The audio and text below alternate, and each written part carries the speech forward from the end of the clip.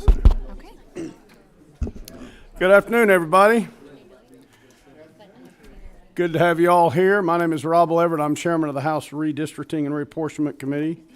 And this is our meeting number 2 on Legislative Day 2 of the special session. Appreciate everyone being here. I've got a couple of announcements I'll make, but first thing I would like to do, and Representative Gilliard, I was going to give an equal time to the preachers right here. I was going to ask you if you would open us with a word of prayer. Thank you, Mr. Chairman. Lord, we thank you for allowing us to be here in your presence today as leaders. We ask for your guidance in making the right decisions. We know that this will benefit the people of Georgia, and we serve your people. So today, Lord, let us come together for the benefit of those that we serve. In Jesus' name we pray. Amen. Amen. Amen. Thank you, Representative. Appreciate that. Well, good afternoon, everybody. I just have a few announcements before we get started. We're here to hear about another map and then get some public comment and hopefully try to take some action. There is an overflow room available in 515 CLOB. It doesn't look like we would need it, but if the room continues to fill and someone walks in, be sure to tell them if they can't get a seat in here, 515 CLOB is the overflow. There is a sign-up sheet if you wish to give public comment or speak, and it's up at the front table here. So if you do want to speak, we would ask you just come up and sign up so we'll know kind of how many people we're going to have to talk and we can allocate the time accordingly. Our next meeting is going to be tomorrow at 1 p.m. or upon adjournment. It'll be in the same room. I want to remind everybody about the public comment portal on the General Assembly website. That's legis.ga.gov. You can go on there and submit comment if you are not able to submit the comment here today or at another meeting. And proposed maps are available on the Reapportionment Office's page on the General Assembly website, and they're under the Proposed Plans tab. We've got some copies of the maps here, although I don't know that we've got enough for everybody, so if you have a laptop, you may want to try to access them. There are 2 maps currently that have been prepared by the Reapportionment Office. The one that we presented yesterday is the House Committee Chair map, and that's the client name is H123, and the plan is House-2023. That's up in the corner. So if you're looking at one of the plans, that's how you can identify it. And we're going to receive presentation of another map that's from the Democratic Caucus, and its client number is H143, and the plan is GHDC House Plan 2023. GHDC, I'm guessing, being the abbreviation for House Democratic Caucus. So those are the two maps we have. In front of each member, you've got a packet with the meeting notice, the Democratic Caucus map packet with population breakdowns and that sort of thing, the map that I presented yesterday, and a copy of HB 1EX, which is the bill that would propose to enact the map we presented yesterday. And there are also some public comments that are from the portal since yesterday, so you can kind of keep up with that. Now, yesterday we went around and introduced the members of the committee, and I think early in the meeting we didn't have 2 of the members with us, unfortunately, but they are here today. And so I would like for them to just introduce themselves to the room. Representative Gilliard, if you would just tell us who you are, where you're from, and where your district is. Thank you, Mr. Chairman. I am the gentleman from 162, representing Savannah, Georgia, the great Seacoast, and glad to be here serving on this committee. We're glad to have you. And also, it's like the day to tour the coast, I guess. We have Representative Deloach. If you'll just introduce yourself and tell where you're from. I'm Buddy Deloach. I represent Georgia House District 167, which is all of McIntosh and Long County, part of Wayne, part of Glenn, and part of Liberty, the beautiful Georgia coast, and the home of the 3rd Infantry Division, Rock of the Marne. And thank you, Representative Deloach. And contrary to public belief, Representative Deloach did not sing bass for the Oak Ridge Boys. All right, thank y'all very much. We're glad to have y'all on this committee. So I think our first order of business today is to hear from the minority leader and his witness in the presentation of their plan. So I'll turn it over to you, sir. Glad to have you with us today. Thank you, Mr. Chairman, and good afternoon, committee. Mr. Chairman, just for way of orientation, do you want us to present from here, or how do we move around? As you wish. Okay, thank you very much. Today is a solemn day in the state of Georgia.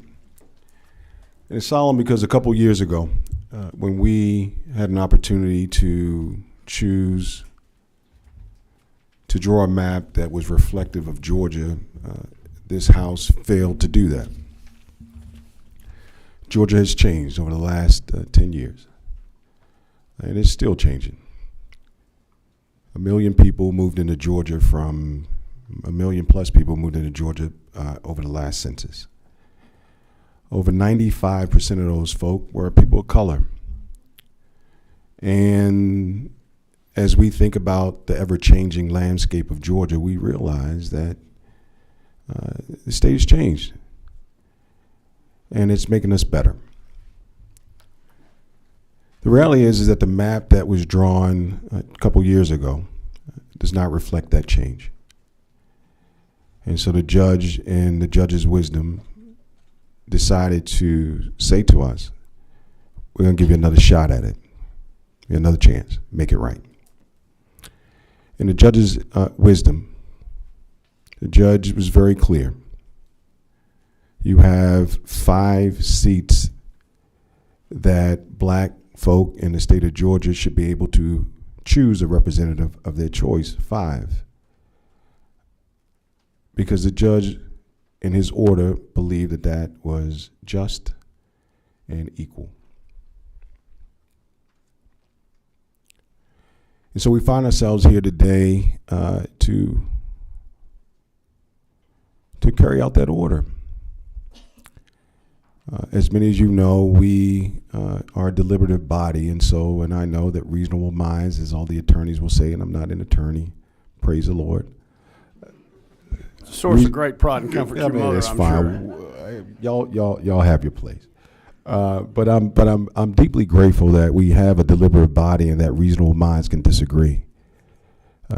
But this is not a situation where reasonable minds can disagree. The judge has an order, and we need to fulfill that order, because in trying to save one, you're going to put the jeopardy of the whole House. You're going to put the whole House in jeopardy, and we're going to have to make those decisions. So what we did as the Georgia House Democratic Caucus collectively is came up with a map that we believe that we're sure does not violate Section 2 of the Voting Rights Act. It does not.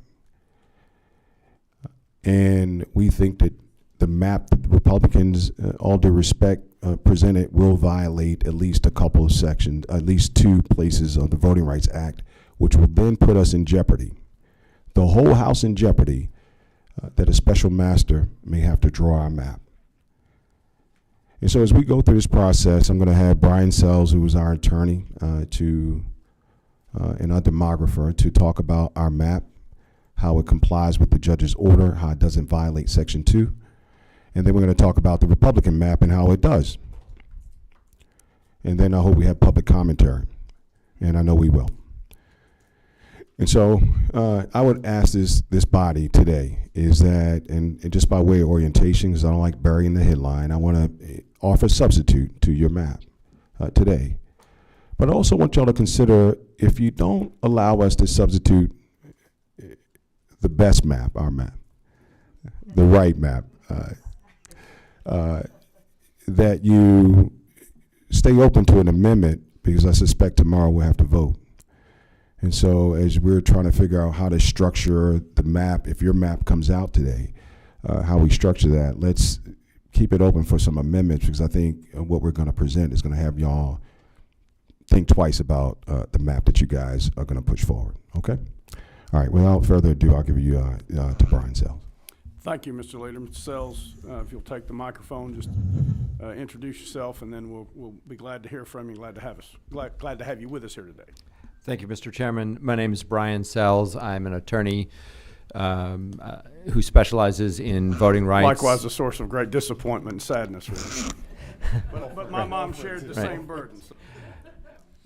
So my specialty is voting rights and election law, and I've been before this committee before in 2021, and I'm pleased today to talk about the Democratic proposal. The Democratic proposal starts from the premise of complying with the very letter of Judge Jones's 516-page order.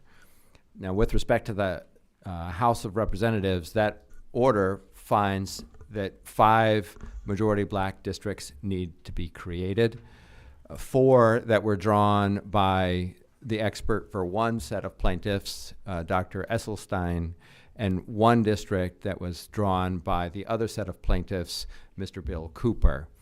And the Democratic proposal begins literally by copying and pasting Esselstein's 4 districts and the ripple effects from those 4 districts into the 2021 map.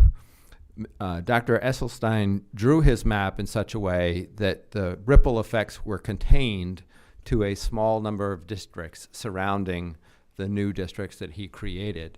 So it was possible, therefore, literally to copy and paste those districts into a new map. Now, Mr. Cooper's drawing, once those 4 districts were copied and pasted, Mr. Cooper's map couldn't be copied and pasted, but it could be more or less drawn in exactly the area where he drew it and where Judge Jones said that such a district needed to be drawn. Once those districts were into the 2021 map, the next step in the Democratic proposal was to look at its effect on incumbencies, on the members. And the plaintiffs' experts, Mr. Cooper and Dr. Esselstein, drew their districts without regard to its impact on incumbents. That wasn't their job. But it, in my view, is a legitimate factor for this body to consider, and that's what the Democratic proposal does. Dr. Esselstein's districts paired a number of Republican incumbents with Democratic incumbents in these new majority black districts. And the Democratic proposal seeks to undo those pairings. For example, in the Macon-Bibb area, in the Milledgeville area, Republican incumbents were carved out of majority black new Democratic leaning districts and put into Republican leaning districts nearby so that they would have every opportunity to come back. The Democratic proposal pairs a number of Republican incumbents for that reason.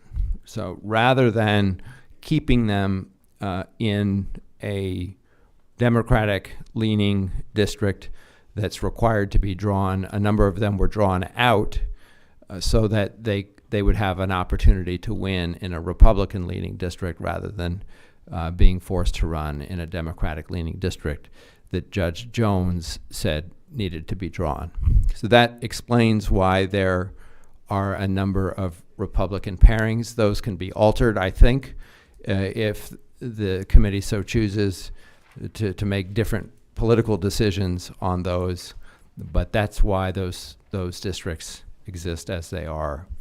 The Democratic proposal makes no further changes to the 2021 map other than the ones that are necessary to remedy the violation that Judge Jones found. In total, the plan alters 23 districts. That's the 5 that are created plus the small number of ripple effects from that. And it leaves most of the rest of the districts. I guess that's about 160 districts, 157 districts unchanged. And that was the premise that we operated under. Those were the instructions, we believe, from Judge Jones, and that's what the Democratic map does. Thank you. Leader Beverly? Thank you, Mr. Chairman. What I'd like for Brian to do is to, and it's up to you, Mr. Chairman, but to go through exactly what we did, the districts, how we drew them, so that everyone can have a real idea about how we tried to preserve and uphold what Judge Jones says, and I think it'd be instructive if he sort of talked about how he drew the map and y'all could see for yourself. That'd be perfectly fine. Yeah, that'd be, however you want to do, Mr. Chairman. I think the only restriction we have, because I had to deal with this yesterday, is you got to stay near the mic. So however you would like to do it, given that limitation. Okay. Yeah, you can go to the podium if you prefer. All right.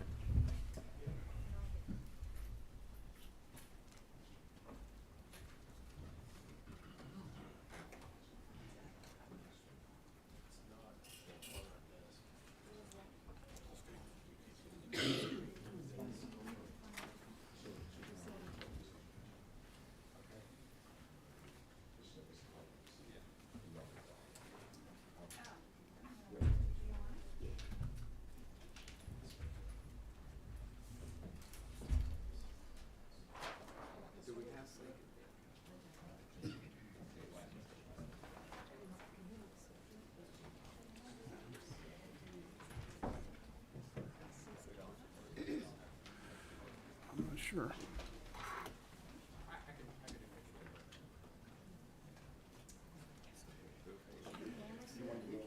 Yeah, no, well, we need to see it, so I wonder if you could turn it around and we could get a camera on it so it at least would show up on some of the screens.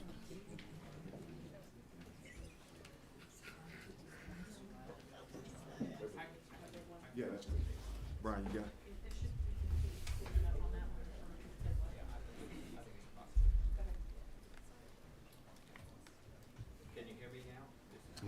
I don't, no, because we didn't cut your mic on, sorry. Should be there now. It's on now. Okay. I'll start by discussing the Macon-Bibb area, which Judge Jones found needed to add 2 majority black districts. In this map, they're labeled 145 and 149. There were 2 existing majority black districts in the area, districts 142 and 143. And when I copied the districts that were drawn by the plaintiff's expert and approved by Judge Jones, the ripple effect affected the boundaries of 142 and 143 and a few of the other districts surrounding the Macon-Bibb area to paste into the 2021 map. Now, this map does not change the boundaries of 145 at all from the boundaries that Judge Jones approved. That's the district that proceeds from the center of Macon down into Houston County. The other new district, 149, extends from Macon-Bibb to the west and up into Milledgeville. And this map differs from the map approved by Judge Jones only in a few blocks in Milledgeville, which were swapped in order to place a Republican incumbent in District 133 instead of 149, and 133 in this map is a Republican-leaning district.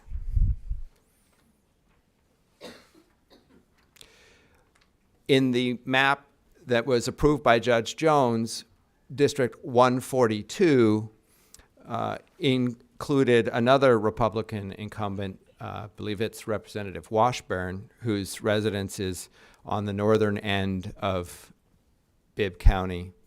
And so the Democratic proposal draws him into District 135, which is a Republican-leaning district, and out of 142, which is, again, a majority black and heavily Republican district that was approved by Judge Jones, but without regard to its impact on incumbency. And so you can see on this map, that's why there's a little finger of green into the north part of Bibb County. That is there to capture that representative's residence. And those are really the only changes that this proposal makes in the Bibb County area from the map that Judge Jones approved.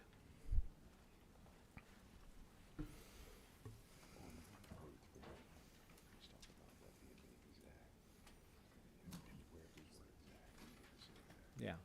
So I want to emphasize again that the plan makes absolutely no changes to 145 from the district that Judge Jones approved. That's one of the new districts.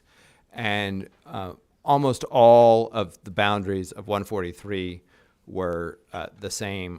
I'm not sure there were any changes at all to 143 either in this map. If there were, it was to even out the population with 149. But this configuration in Macon Bibb is faithful to what Judge Jones found, and I believe there's virtually zero risk that he would look at this configuration and determine that it's unlawful. So I'm going to move now to the Metro Atlanta area, which is where the other three districts are.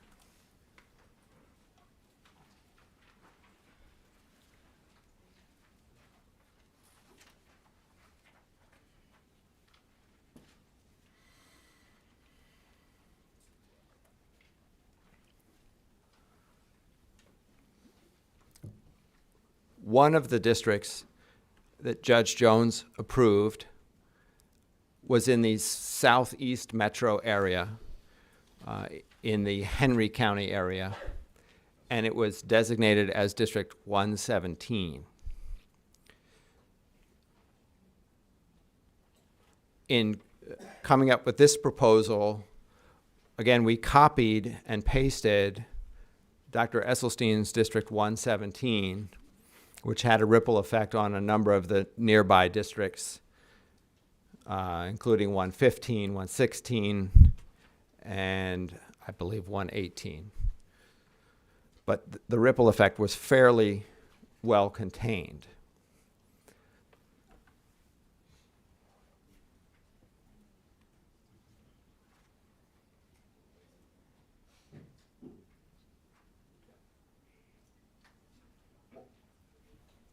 .117, kind of in that orange color, is the new majority black district that Judge Jones approved. And the boundaries of that district are exactly as he approved. I made no changes to those. But the ripple effect from the way that the plaintiff's expert drew that map paired two Democratic incumbents in districts 115 and 116. That was easily fixed by swapping just a couple of census blocks, and there were no other changes to that configuration from the map that Judge Jones approved. And so we believe that this configuration carries with it a very low risk that he would reject this map and find that it's unlawful. The last district that was drawn by Dr. Esselstyn was in the West Metro area, in the Douglas and Cobb County region. And again, Dr. Esselstyn drew his map in such a way that it was possible to copy and paste his districts into the 2021 map enacted by this body. And so that was the starting point for the West Metro District.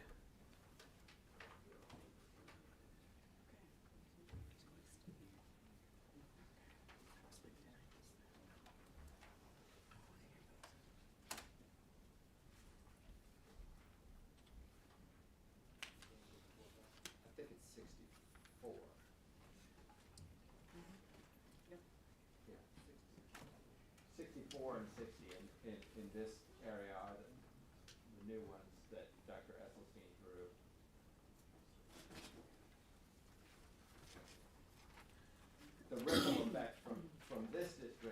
however, encompassed pretty much all of Douglas County and South Cobb County.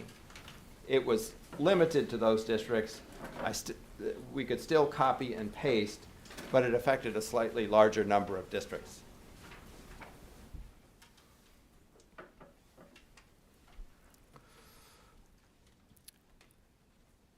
But again, there were no changes made to this area of the map at all from what Judge Jones approved and said needed to be drawn. It was simply copying and pasting. In the map that Judge Jones approved, that left one Republican in a Democratic-leaning district, and that person remains in that district but could be drawn into a more Republican-leaning district to the west. I think that's the yellow district.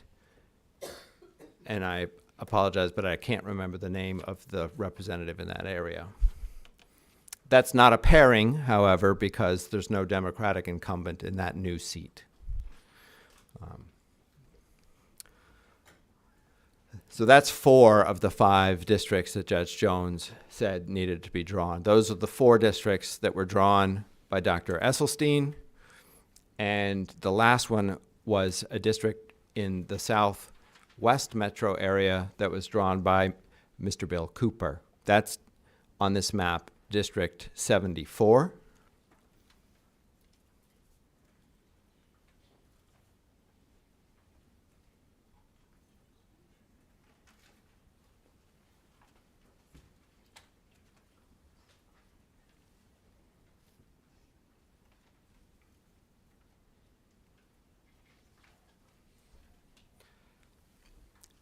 District 74 in the pretty far south metro area.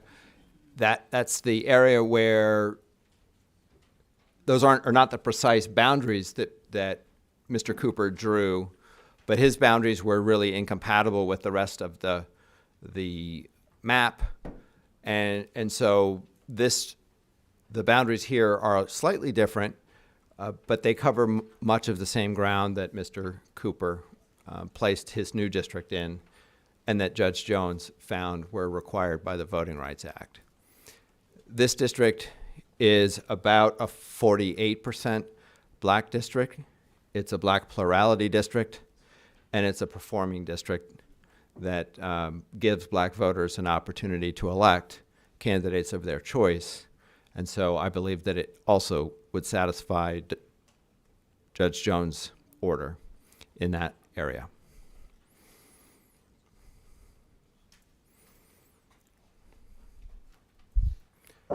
And those are the 5 districts that the Democratic proposal creates. The impact of those districts is fairly small. Let me say one other thing about District 74. There are 2 Republican incumbents who live close to each other at the southern end of that new District 74.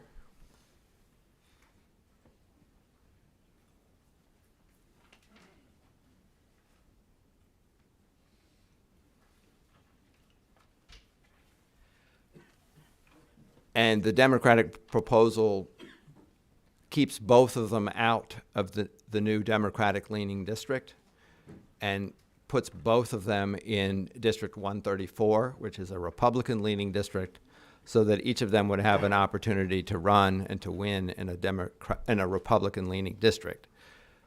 That pairing can be undone by putting one or both of those incumbents in District 74, but then they'd be running in a Democratic district.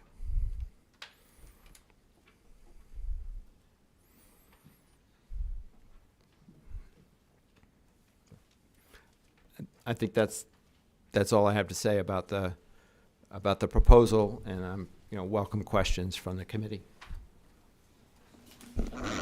Thank you, sir. We appreciate that. I know that was a little difficult to do with the limitations we have on the microphones here, but thank you very much. So do we, Lee Beverly, you ready for questions, or do you have Yes. anything else? Yeah, we're ready for questions, and then if you want, however you want to go, Mr. Chairman, we can do a comparison with your map, with the Republican map proposal. Do you want to do and that first? It's up to the discretion of the chair. Why don't y'all go ahead and do that, and then we'll do some questions for Good you. enough. Well, yes. So we'll go ahead and start with.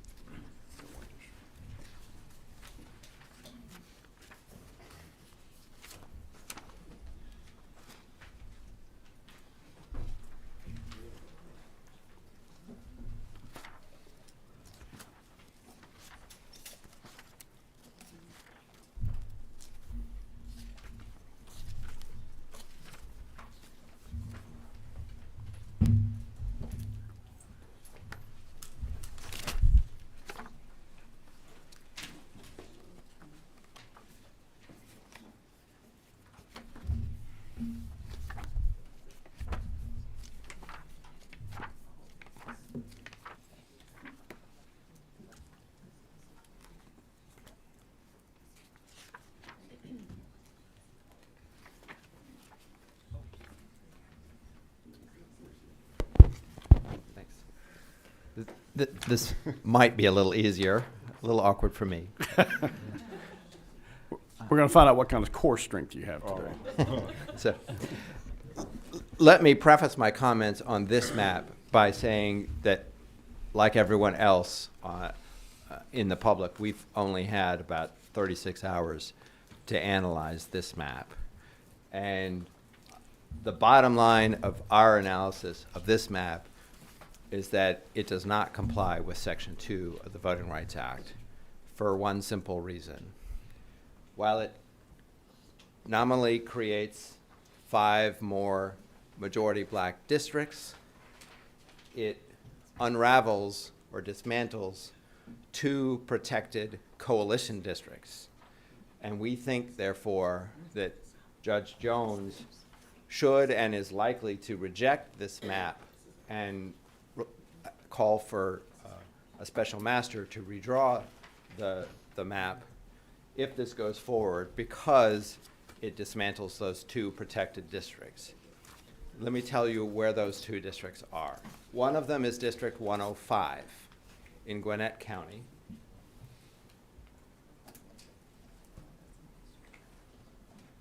Up here. It's currently represented by Representative Mughal. And there are only a few changes to that district, but those changes increase the white population by about 5 percentage points. And in our analysis, takes that coalition district from a performing district where minority voters can elect candidates of their choice to one in which the white population will elect candidates of their choice. And so that is a dismantling of a coalition district that we believe is prohibited by Section 2 and therefore would cause this map to be found to be unlawful. The other dismantled coalition district is generally in the North DeKalb, South Gwinnett area.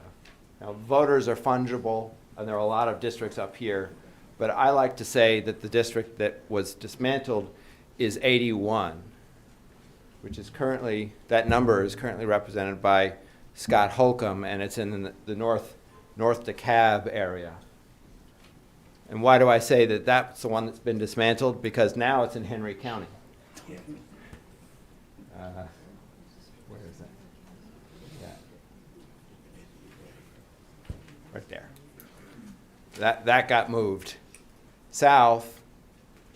It appears to have been done to protect the Republican incumbent, Representative Daniels, who lives smack dab in the middle of one of the districts that Dr. Esselstyn drew and that Judge Jones approved.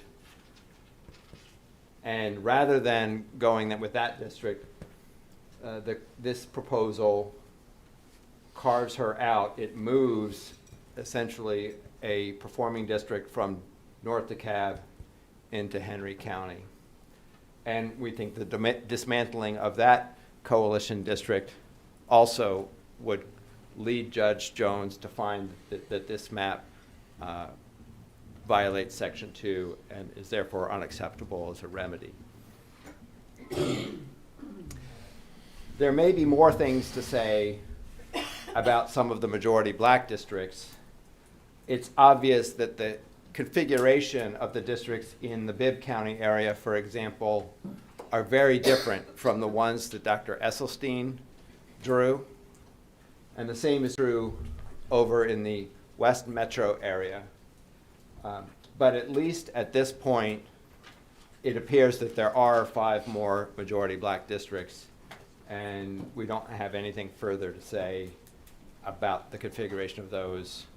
There may be other folks here who do, but at the moment, based on our quick analysis, the major issue we see with this map is the dismantling of 2 coalition districts that are protected by Section 2 in the North Atlanta metro area.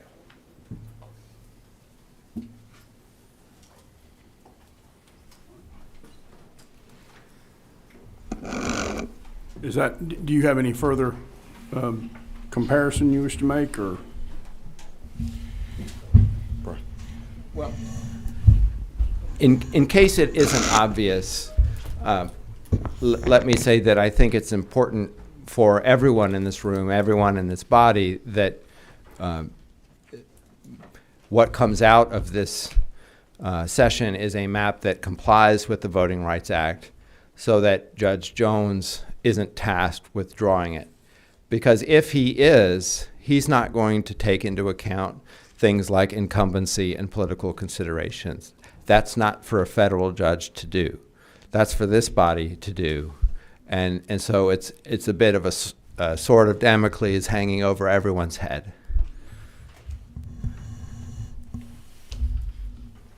Thank you. All right, I've got some questions if y'all are ready. I believe Representative Alexander was first to hit the board here. So.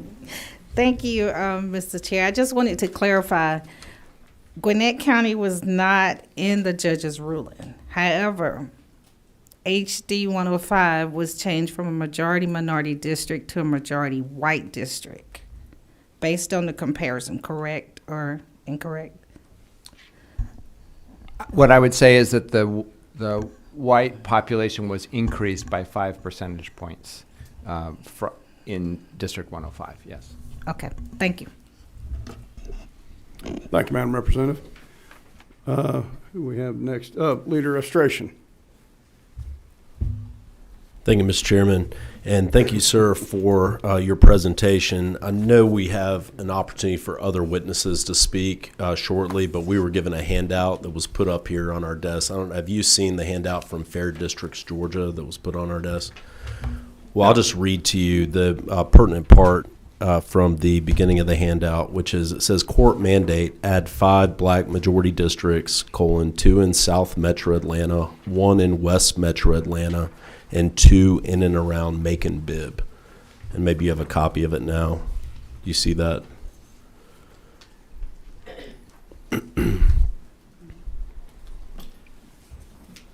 I'm sorry, where were you reading from? Yeah, just under the court mandate at the top of the first page. Yes, I see that.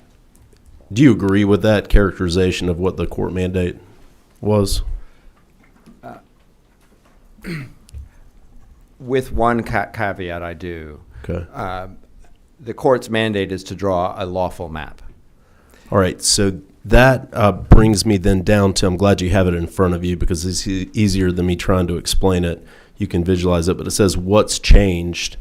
And what I just heard from you in your presentation is that you contend HD 64 is proposed, 117, 145, and 149 would comply with that mandate, but that you're acknowledging that your proposed House District 74 would not comply with the judge's mandate. No, I disagree with that. Okay, if you'd explain that to me. Yes. So the judge's mandate is to draw a lawful map. He found that there needed to be 5 additional districts in which black voters have an opportunity to elect candidates of their choice. He found that 5 majority black districts could be drawn. However, they were from 2 different experts and they weren't drawn in the same map. The Democratic proposal creates 5 opportunity districts, 4 of which are majority black, and 1 of which is plurality black, but which performs for black voters. It still gives black voters an opportunity to elect candidates of their choice. Isn't it true that the map as proposed by the chairman here would provide for 5 majority black districts? I don't dispute that. Okay. And isn't it true that that complies with that condition from Judge Jones' order?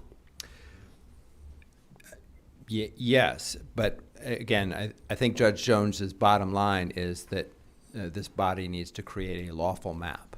So if one fixes the 5 opportunity districts for black voters, but takes away 2 opportunity districts for a coalition of voters, that wouldn't be a lawful map. Right. Just to sum up here, the chairman's proposal creates 5 majority black districts. The proposal the minority leader is bringing here today would create 4 majority black districts. That's a distinction between the 2 proposals. Isn't that true? Yes. All right. Thank you. Thank you, Mr. Leader. I believe it's Representative Reeves. Thank you, Mr. Chair. As someone who spent some time in Macon, Georgia, there's a lot of activity going on in Macon. I see that even though I'm up here in Metro Atlanta now. But Mr. Democratic Leader, I know that's home, and you're caring about it also. So prior to the court case, there were already 2 majority black districts in Macon, correct? And part of Judge Jones's order was to add 2 more majority black districts in Macon, right? And Bibb County is just over 50% black, right? So was it difficult to draw 4 majority black districts in Macon? No, we just copied and pasted those from the experts. So it was the experts who essentially drew those districts. In order to do that, were each of those 4 districts barely 50%? They were much lower than they were previously, yeah. I think they're in the 50 to 55% range. And I think you answered this question earlier, but District, I believe 135, the one that just has the little tip up in North Macon, that was not from any expert in the court case or anything from the court order, right? No, that was done for political reasons. And tell me again that political reason? It was to place a Republican member in a open seat that is Republican leaning. And that was Chairman Dale Washburn. I think that's correct, yes. Okay. And the District 142 in Macon, that District 145 is Democratic Leader James Beverly's district, correct? 143. 143 is your district. 142, that has a challenger who's presently running for your current seat, correct? Not correct. Straighten me out on that. Yeah. So I'm in District 143. 1, 4, 3. Got it. Esselstyn, Dr. Esselstyn drew 143 prior to us being here, prior to any challenger, prior to any of that, and that's what you see here. It is District 143 as the judge ordered through Esselstyn's map. 142 is Representative Miriam Paris. She, in Esselstyn's map, was coupled with Representative Dale Washburn. And that's that little green slither. In order to keep the integrity of Bibb County where it was, we decided politically to move Representative Washburn out of a 50% black district into a district of his own, so that he would have an opportunity to run into a Republican potential district, and Miriam would still be able to run her district. We uncoupled those 2. That's the change that we made to Esselstyn's map. Who's in 145? It's open. Who, No, right now, that's what Esselstyn has drawn. So, But, and who's in 149? So, as Dr. Esselstyn drew it, it was Kenneth Vance, the Republican in Milledgeville, from Milledgeville. But the Democratic proposal draws him out of the Democratic-leaning district and puts him in the open seat that I think is 133. Is anyone presently running for the legislature in the area that comprises 145? All right. There may be, but we didn't look at campaign filings or announcements or So anything like that. 145 comprises some of your current district? it does. Okay.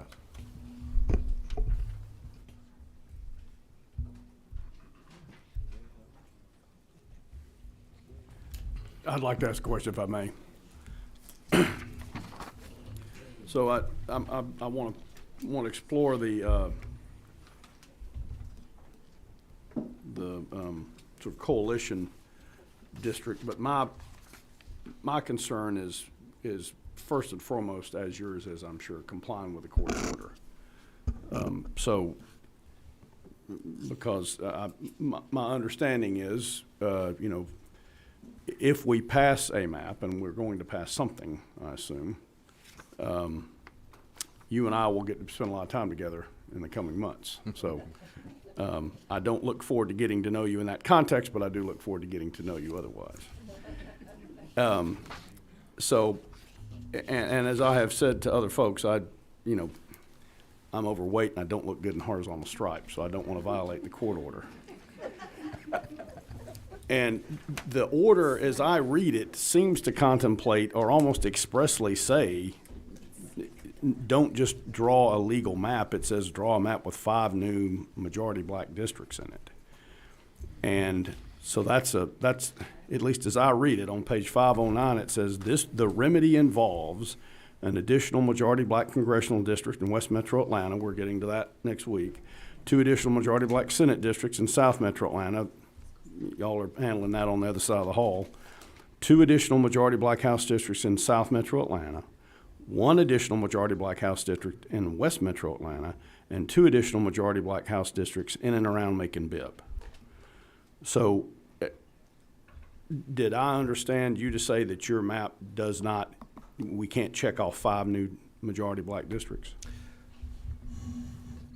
So majority black districts are not what the Voting Rights Act requires. What the Voting Rights Act requires are districts in which black voters have an opportunity to elect candidates of their choice. In order to prevail on a Section 2 claim, however, the plaintiffs had to show that majority black districts could be drawn. And so Judge Jones found that 5 majority black districts could be drawn, but not in one map.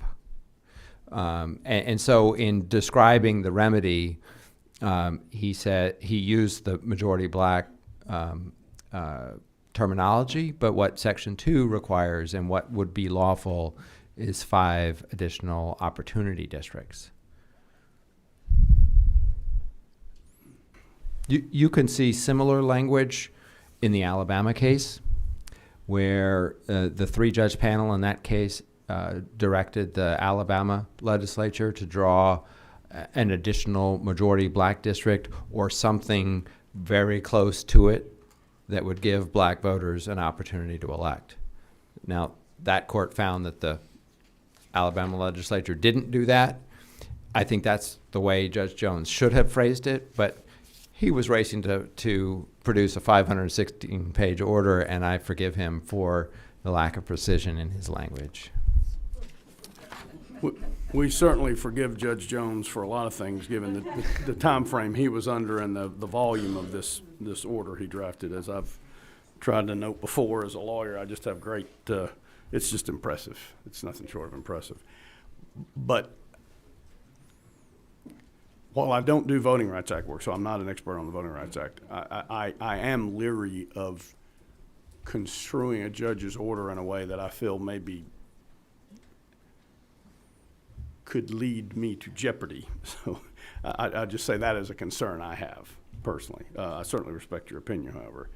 I- Is, is this notion of opportunity districts, is there unanimity on the interpretation of the act in the manner in which you were opining today? That it's about opportunity districts and not about majority black districts? Well, it's about majority black districts if a plaintiff is trying to prove a claim. That's a threshold matter. But in terms of a remedy, I'm not aware of any case that would say that a 47, 48% black district that performs for black voters would violate Section 2.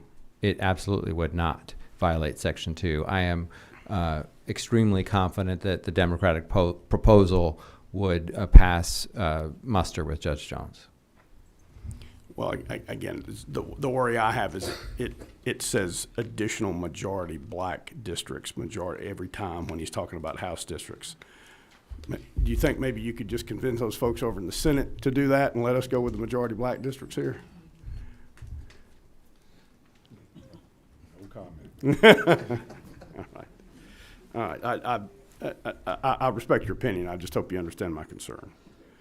And I'm sorry to monopolize the questions here. I guess I'm using the prerogative of the chair. Are there any other questions for Mr. Sells, or is it Sells? Yes. I want to make sure I get it right. Like I said, we're going to be friends.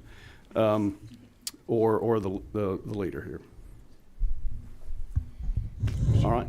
Do you want to close? Yeah, I want to close. So one of the things I want our body to deliberate, this is our house. And the truth of the matter is that we have delivered a map that we are sure complies with the judge's order. Y'all have not. There is a remedy. If we were to look at the area down in South Atlanta, Southwest Atlanta, there's one representative that potentially y'all are trying to save with your map, and you should do whatever you have to do. But that one representative that you save is going to cost us all in the end. If you accept our map, then one representative may be eliminated. That's the will of the voters. If you don't accept our map, and the judge has to do a special master, then every last one of us, 180 of us, are in jeopardy. Y'all have some big decisions to make. Thank you for your time, Mr. Chairman. Thank you, Mr. Leader, and thank you, Mr. Sells, for your time. All right. I think what the chair would like to do right now is take a very brief recess, and then we'll have public comment on the maps that have been presented.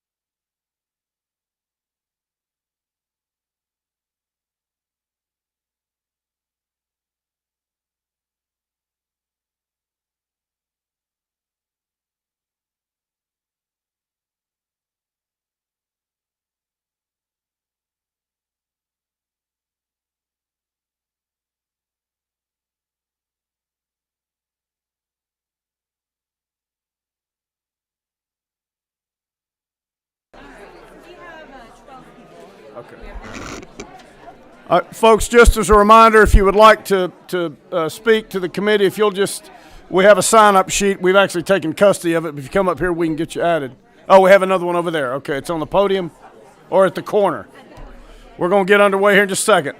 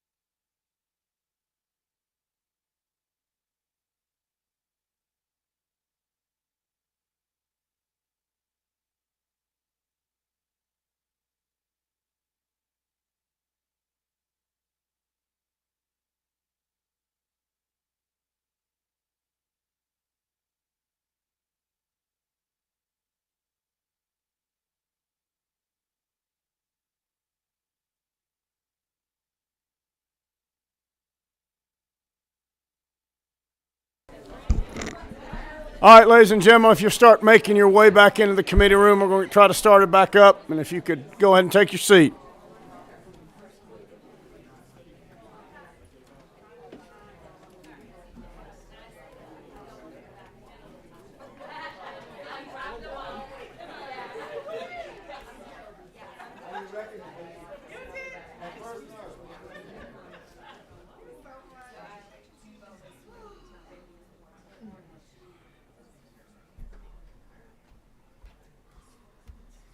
I think we've got a few. I think Carl's not back and Jan's not back, but since we're just doing a hearing. All right, ladies and gentlemen, thank you. We're going to go ahead and try to commence with this more public hearing portion of our meeting. We've got a number of folks signed up, so I'll just ask you to try to keep your comments brief. Oh, yeah, that's right. I was going to allow members. I've got some members here who want to speak to the plan. So Representative Oliver has signed up first, so I'm going to call on her first.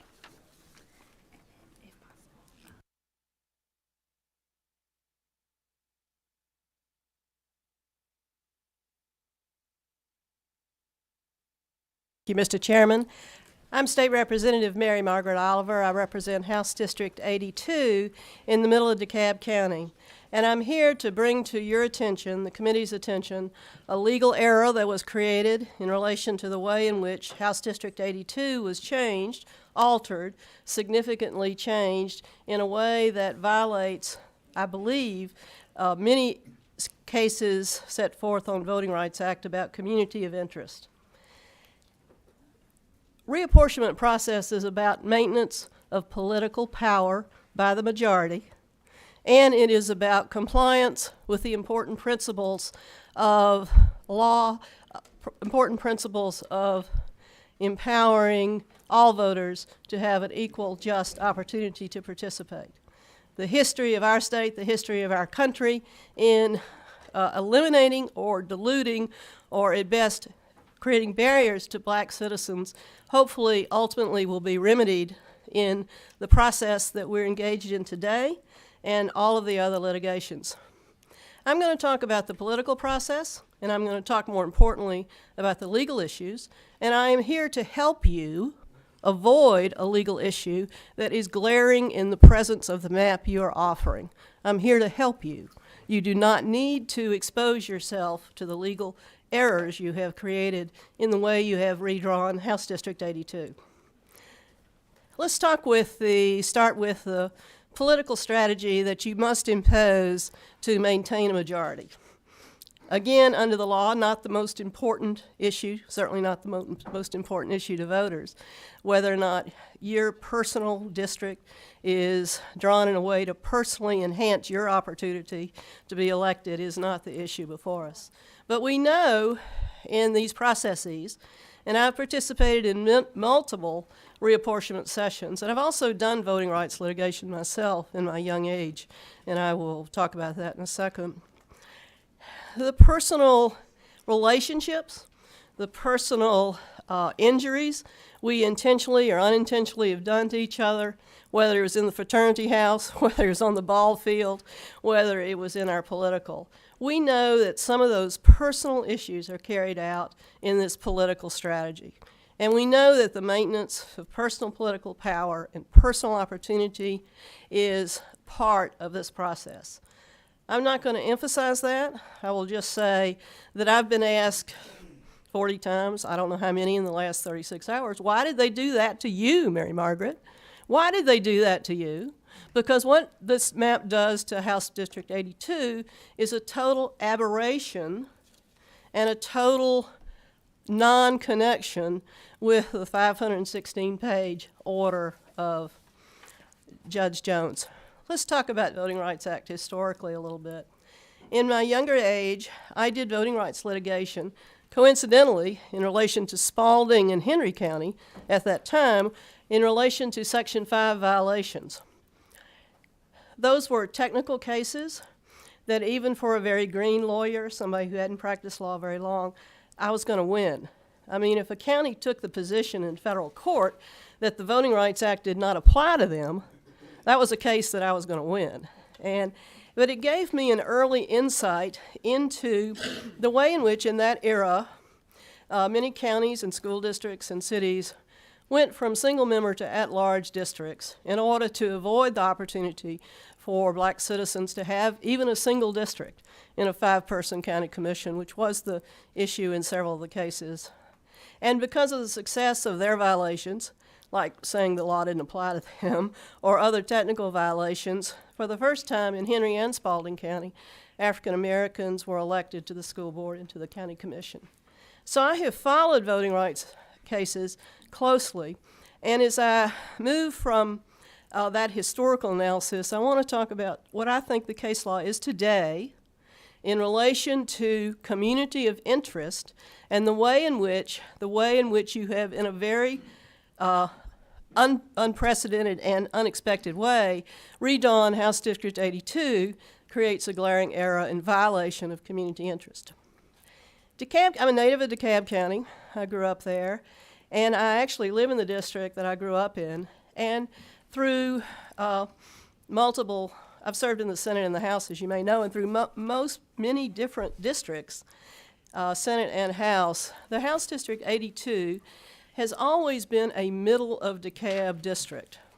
And it has, to a certain extent, as DeKalb County has changed significantly over my long political career, it has become a coalition district.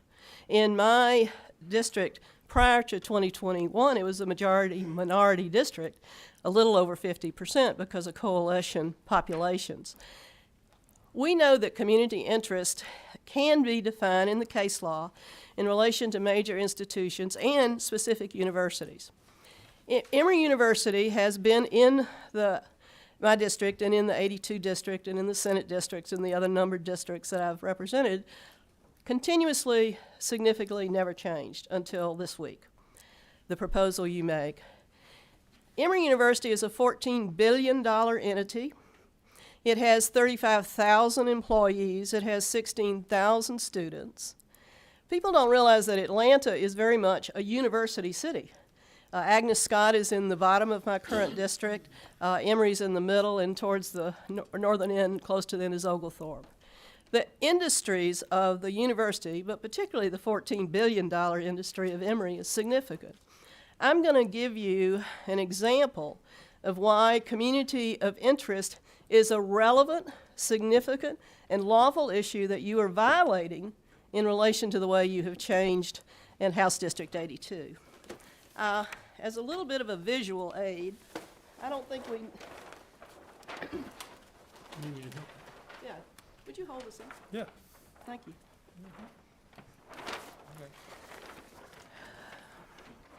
The green district, under the Republican map, right in the middle there, it goes from my house. I'm getting to the microphone. My house is at the very tip of that green area. Emory University is not in my district, although I live 300 yards from it. And it goes 15 miles plus down to outside 285. Most of the area of that district is one precinct wide. So even though Judge Jones' order did not mention House District 82 and did not mention interior of the perimeter and DeKalb County, for some reason, they, not sure who they is, decided to redraw 82 to go outside the perimeter in the southwestern direction.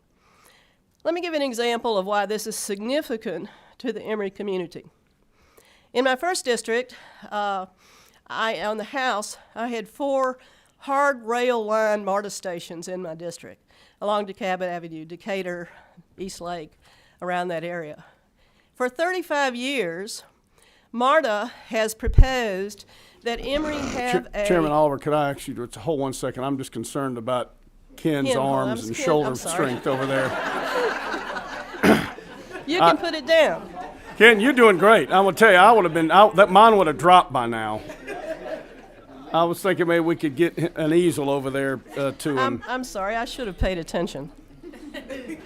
I hate to interrupt you, Where's Representative Oliver, but it was distracting me a little bit. So I'm sorry, I should have noticed that.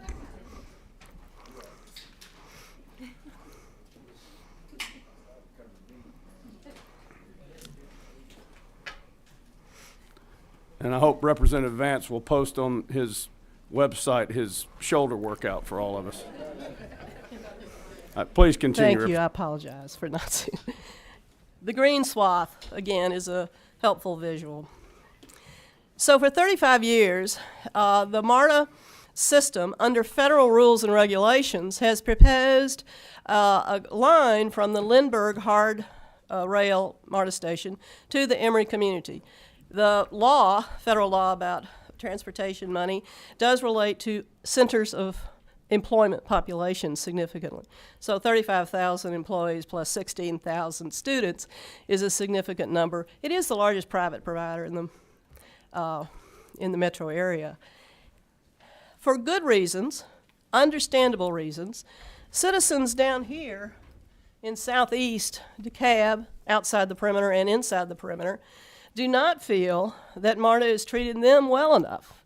They feel like the MARTA stations along DeKalb Avenue and up north are sufficient to aid the Emory community, and they have no MARTA stations in East and South Atlanta. This is an active, relevant, current issue being played out in the news and in all the administrations going on. And it is an issue of many hundreds of millions of dollars. And this map creates an example of a total abuse of community of interest. I think that this also, the aberration of the drawing of this map when it was not mentioned in any way in Judge Jones' order. The reason it wasn't mentioned in Judge Jones' order, because there's no fair argument that can be made, I don't think, that black voting strength is diluted in DeKalb County. 100% of our elected House members and senators are Democrats. Most, majority significantly, are African American. All of the districts are, I have right now under your current map, not the 50-50 map I had previously before 2021, it's a majority white district, but is won by President Biden 76%. So you have a collection of non-minority Democratic districts, and you have a collection, a growing collection, essentially professional people who have come to CDC and the institutions. So you are attacking that coalition combination. You are disregarding the significance of the way in which DeKalb County is growing, and you are creating for your interest a violation of standards of community interest. We know the case law pays attention to community interest. We know that Judge Jones' order pays attention. In no way was House District 82 ever discussed in any way prior to 36 hours ago. So it does come as a shock. It's a visible shock, and it's a difficult issue. This has been, let me close with this. This has been an emotional week. I was privileged on Tuesday to attend First Lady Rosalind Carter's tribute in the Emory campus on Glenn Memorial, which is about 300 yards from my house. And the purity of her public service, the amazing career that she had was very moving and significant to me. Within 6 hours of coming out of that service, this map was presented to me as my political future, and much, much more important than my political future, because I've enjoyed a very long political career, it really represents a violation of community of interest and the history of DeKalb County and the history of all the Voting Rights Act and all the reapportionments and all the redrawings that have gone into the assisting black voters in DeKalb County achieve full voting strength in DeKalb County. In many ways, DeKalb County is and should be a model of the empowerment of black voting citizens. All of the history of Georgia is based on race and region.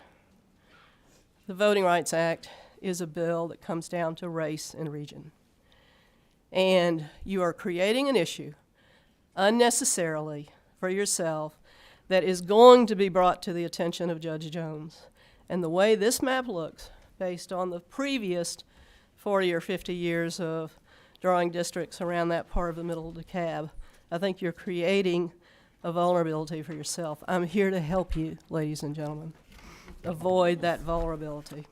Thank you, Mr. Chairman. Thank you, Representative Oliver.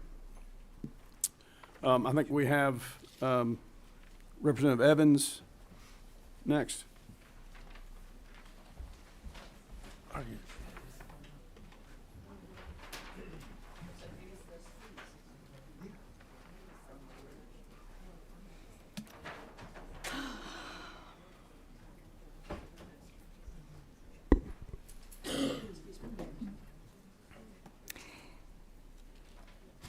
Thank you, Mr. Chairman and colleagues.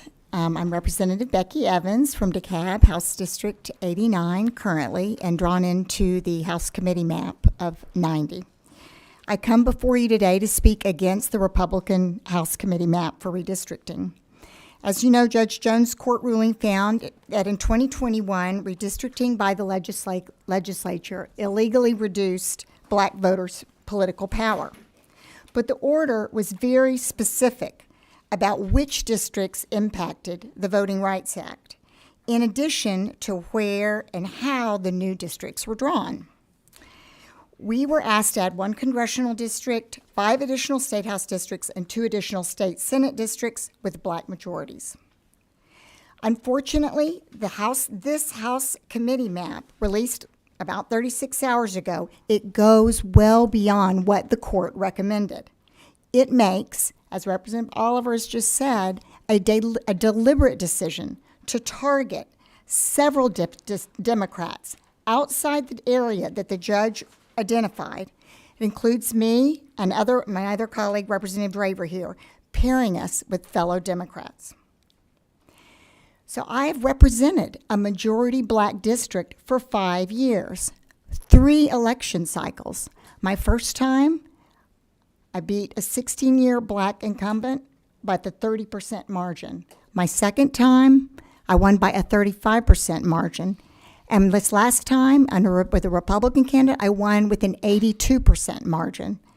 And this is all, I am the candidate of choice in this district with a black voting population of 62%. Representative Draper, who is paired with me in this current map, she is also elected as a candidate of choice for the past year in a majority black district of 58.5%. By pairing the two of us and creating one map with a black voting district of 51%, this Republican map effectively eliminates a candidate of choice by black voters.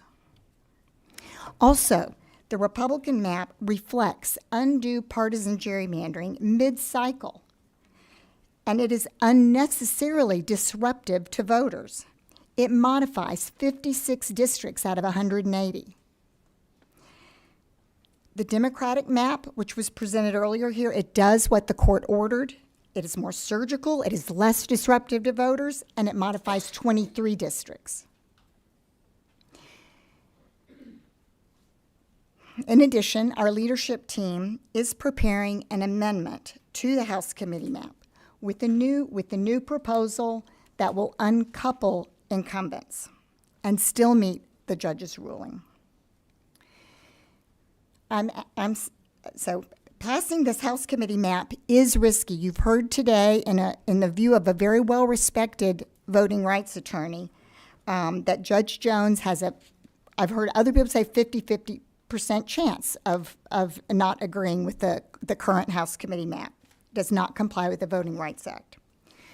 As your colleague, I humbly ask that you vote for the Democratic proposed map that meets the judge's order and only impacts 23 districts.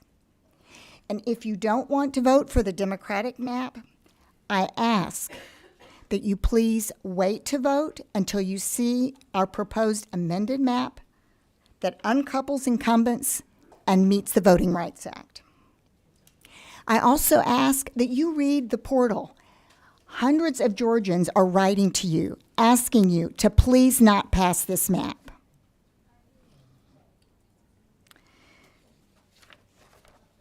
That's it. Those are my comments. Thank you, Mr. Chairman. Thank you, Representative Evans, so much. We appreciate you being here today.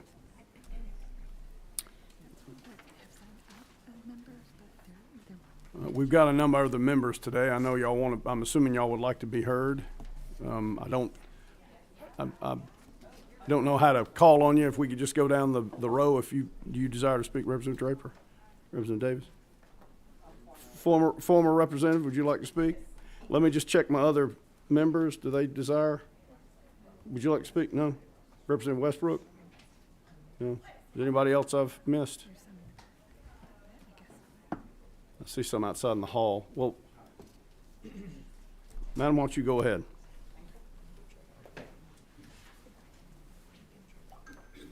Yeah. Good afternoon, Mr. Chairman and members.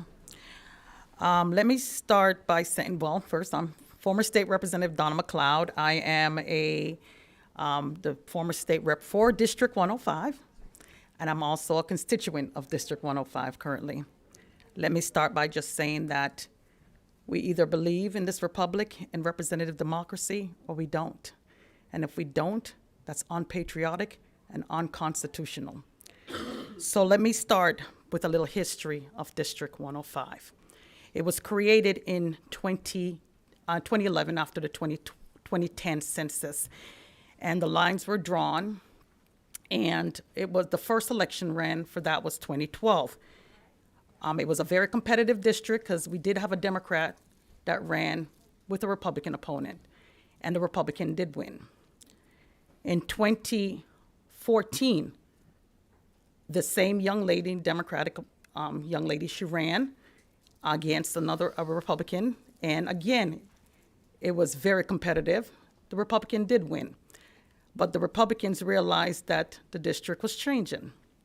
So in 2015, they gerrymandered the district in this body because they wanted to keep the district. So I was convinced by others to run in 2016. And for those of you who don't know, I am of Jamaican heritage, and I had to become a citizen, so I took my first oath as a citizen, and then I took a second oath when I was elected. But in 2016, I ran for the first time, and I lost by 222 votes. What most people didn't know was in 2017, a few of the folks that helped me run in 2016 stayed with me, and we did an analysis of that run and found out that 2,100 people didn't vote that were Democratic leaning. I would have actually won the race if they had voted, but that's okay. So what we did in 2017, we knocked on every single person's door, all 2,100 that didn't vote. So by 2018, I ran again, and I won that seat by over 4,000 votes than my opponent. And in 2020, I was reelected by almost 8,000 more votes than my opponent. The district had changed. And so in 2020, which is a census year, the maps were drawn again, and I know they call it redistricting, but HD 105 was gerrymandered once again, because I asked the chairwoman at the time, I asked her if there was any, when she changed the lines, I said, was there any oxtail, rice and peas, curry chicken, jerk chicken up there? Because that district did not represent the representative that was representing that district. It had changed completely. In fact, there was only 3 subdivisions from the old 105 that was in the new 105. And so today, we're here again because a federal court said that this body drew lines that were not legal and was not representative of the people that needed to be represented. Like I said, you either believe in representative democracy or you don't. You either want this republic to work or you don't. And it is a republic, and representative democracy is important for its survival. We have a republic if we're willing to fight and keep it. And I'm willing to fight to keep it, because that's where I lead, is with a republic and a representative democracy. So right now, this new map is saying that 6.5% of black voters will be taken out of this current map that the Republicans have proposed. Again, you either believe in this republic and representative democracy or you do not. And if you do not, then you shouldn't be standing here representing people at all, because you don't mean this country any well. And because the demographics is changing, it needs to be represented. They need to have a voice at the table. This is about people's tax dollars and about representation and how we use their money on their behalf. We keep getting it twisted, and I think it's wrong. And I hope that enough people are listening and understand that this is their government, and it's a government of the people, by the people, and for the people. When you're elected, you serve. And if you don't want to serve, then keep on moving. That's all I have to say. Thank you, Representative McLeod. Leader Restoration, do you have a question? Yes, ma'am.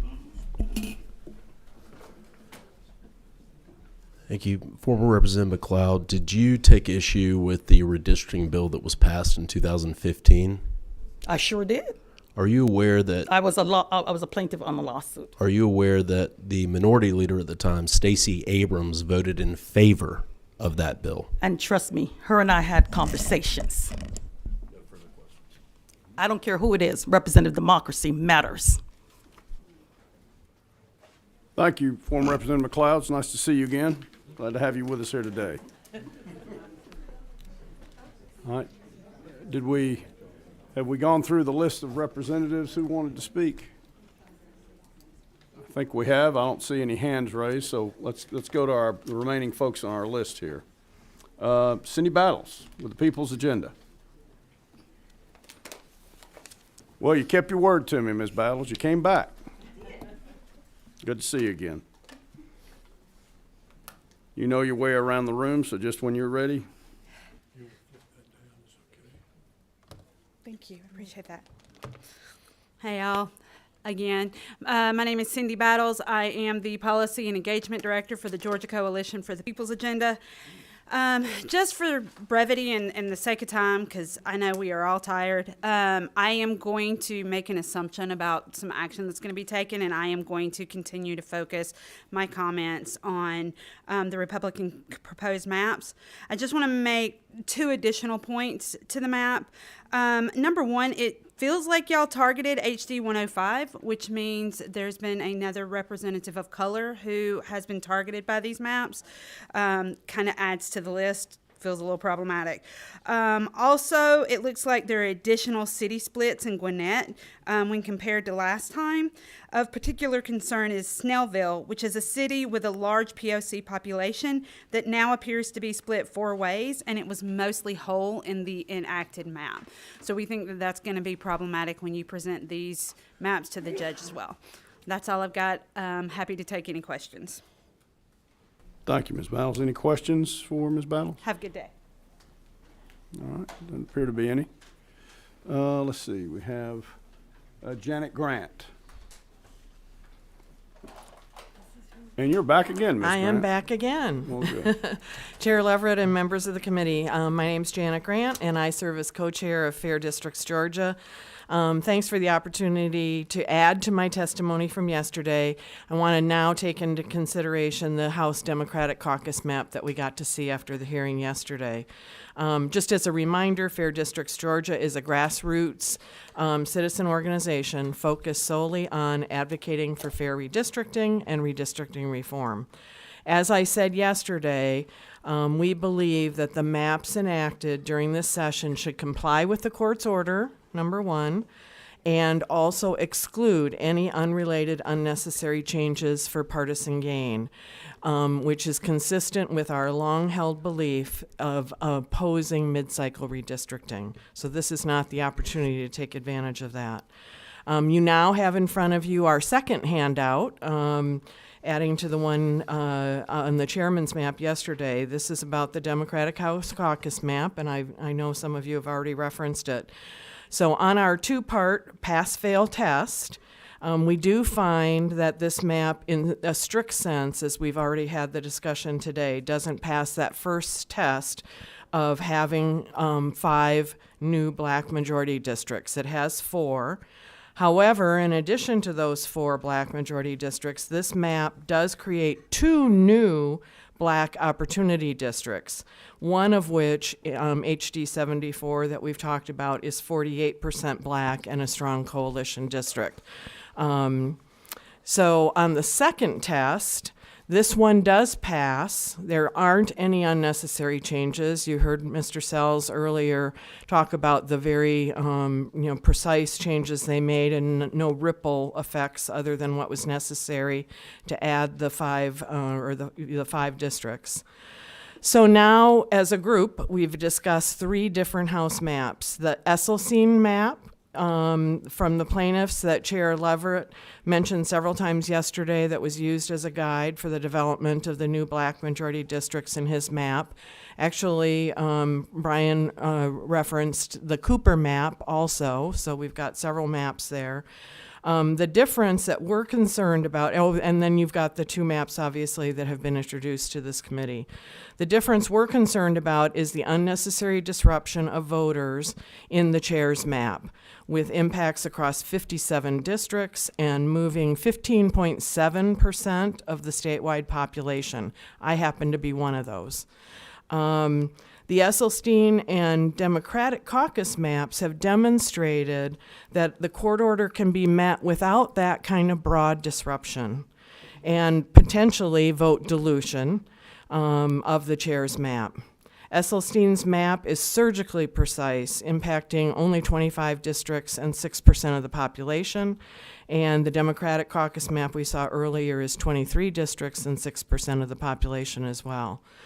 So this, as you've heard now from many people, puts the chair's map, should it pass, at risk for being struck down by Judge Jones, in which case a special master will draw the maps for the court, and it may or may not result in a lot less attention to incumbent protection.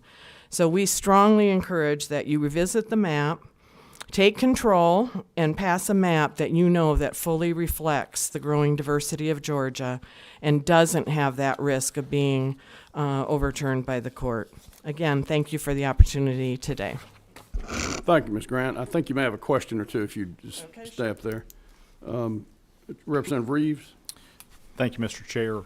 And may I ask quick questions if they're multiple but quick? Sure, yes. Okay. Go ahead. Ms. Grant, this there handout, Yes. you gave us one yesterday. I Yes. appreciate you preparing it. You prepared this handout, correct? Yes, I did, along with our team at Fair Districts. And you marked an X, no, We did. on the Democrat plan that it does not provide 5 new majority black districts, right? Yes.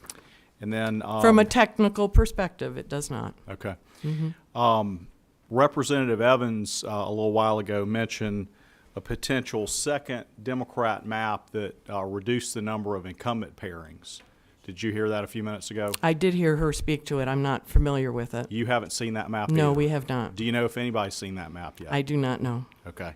We'd love to see it. We'll score it.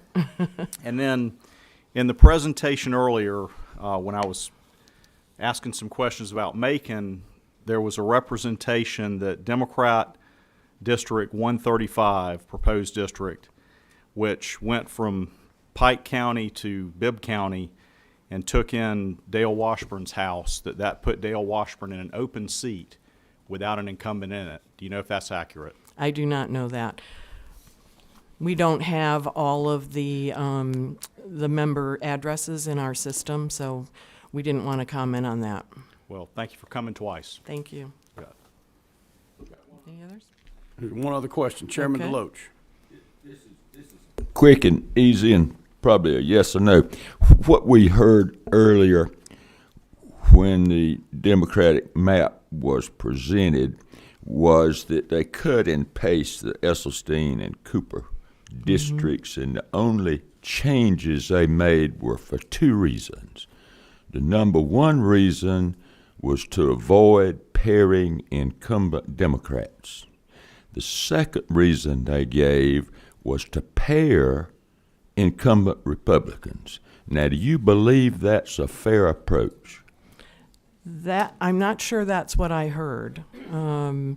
So I guess I probably shouldn't comment. I mean, it sounded to me like they did a lot of adjustment in order to actually not have the impact on Republicans that otherwise it would have had.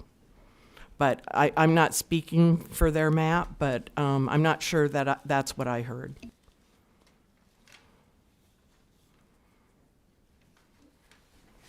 Thank you, Chairman Deloach. I don't see any other questions. Ms. Grant, thank you Thank again you. for being with us. Anna Dennis with Common Cause.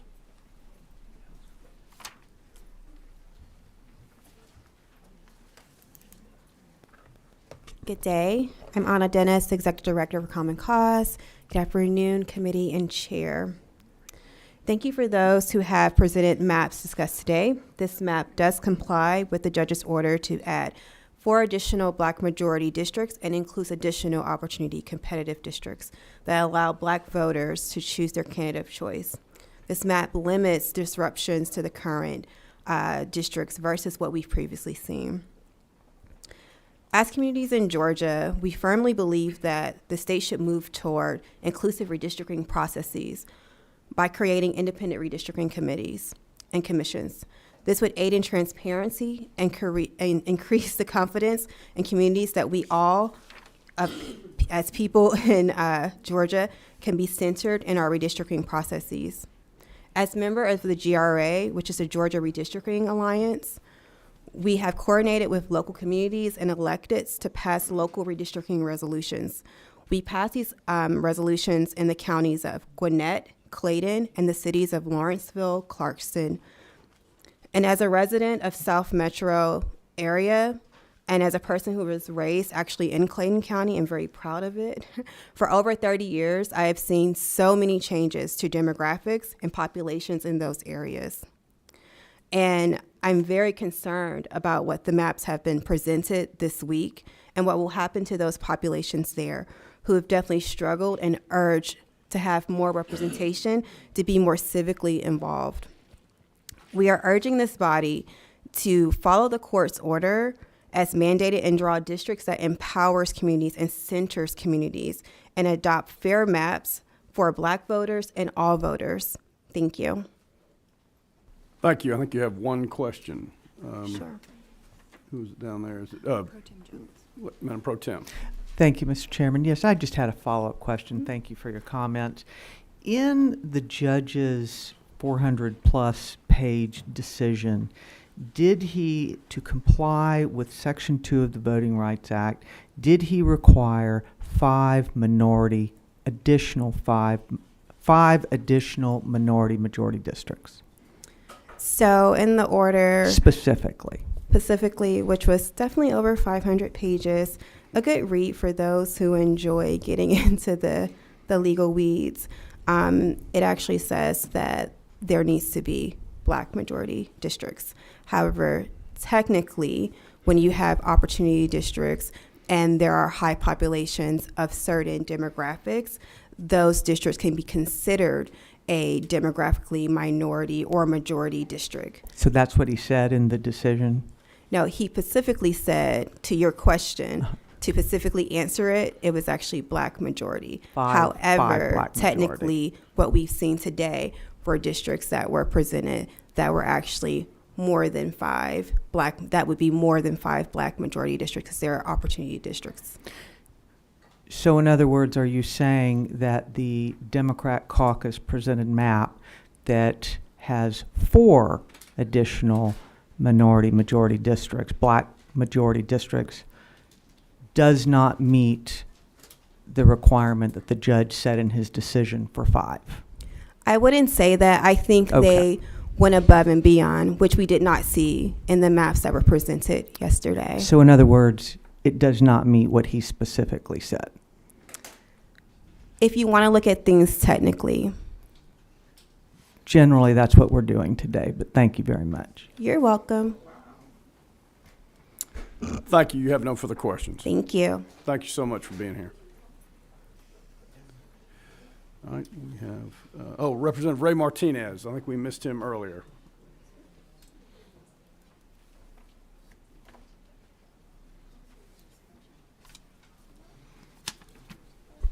Thank you so much, Chairman. Good afternoon. Go ahead. I had no plans to speak today, but so my name is Reynaldo Martinez. I represent District 111. which is Gwinnett County, Decula, a little bit of Walton County. My district will be getting precinct, the Lawrenceville precinct, which is that 5% that they were talking about. I'm going to rest assured, okay, because I heard that 5% would not be represented. I will rest assured for that 5% in Lawrenceville precinct, they will be represented, because that's going to be my new precinct. And I'm going to rest assured that this Latino in Gwinnett County will represent those 5%. I'm very familiar with that 5% area in Lawrenceville, which is Martin Chapel, Sugarloaf Parkway. I'm very familiar with that. I even know the mayor of Lawrenceville, David Steele. So they will be rightly represented. So I just want to say that, because I just want to set the record straight, because I heard that 5% in 105 will not be represented. That's going to be my new precinct, Lawrenceville, and I'm very familiar with that. And thank you for giving me the time, Chairman. Thank you, Representative. I think you have about one question. Ray, if you come back up to the mic. Yes, sir. Yes, sir. Representative Reeves, there we go. You mentioned Latino. Just so it's clear, what is your background? Where were you born? How did you get to the USA? Yes, absolutely. My parents are Cuban. They fled Cuba, and they went to Puerto Rico. So I was born in Puerto Rico. I grew up in Miami, and now I'm here. So I consider myself Cuban, Puerto Rican, so Latino American, yes, sir. And before you got elected to the Georgia House of Representatives, had you been elected by the people of Gwinnett and Walton County before? Absolutely. Tell us about that. Absolutely. Thank you for the question, Matt. I served 7 years representing Gwinnett and Walton County in the city of Loganville as a city council member. And then I was the first Latino mayor ever in the whole state of Georgia, representing Gwinnett and Walton County as a mayor. So I know Lawrenceville very well. Going back to that, I could guarantee you, they will be represented. I know that area very well, representing Loganville, Martin Chapel, Sugarloaf, a little bit of Grayson. I'm so excited to be part of that new precinct, Lawrenceville, and you better believe that this person of color is going to represent those folks very well. So thank you for the question, Matt. Thank you, Mr. Chairman. Thank you. Thank you, Representative. I see you have no more questions. Thank you for coming today. Jada Richard.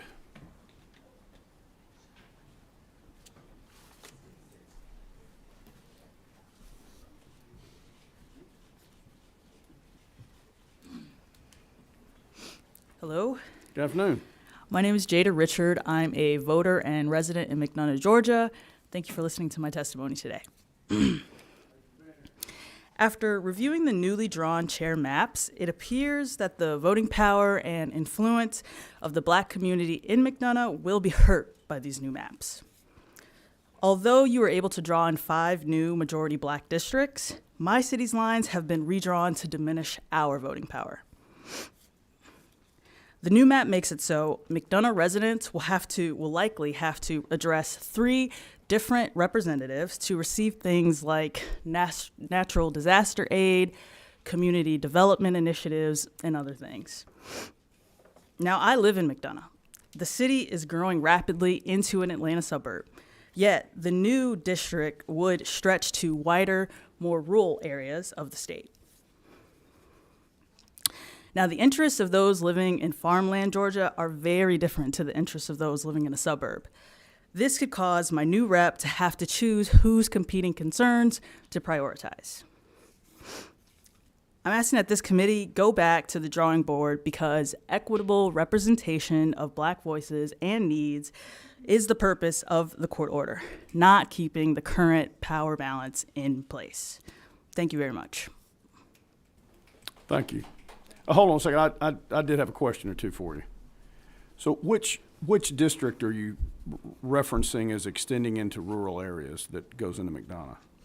Now, I'm no expert here, so I will direct you to the organization that I'm with, Public Policy Director, okay? Okay.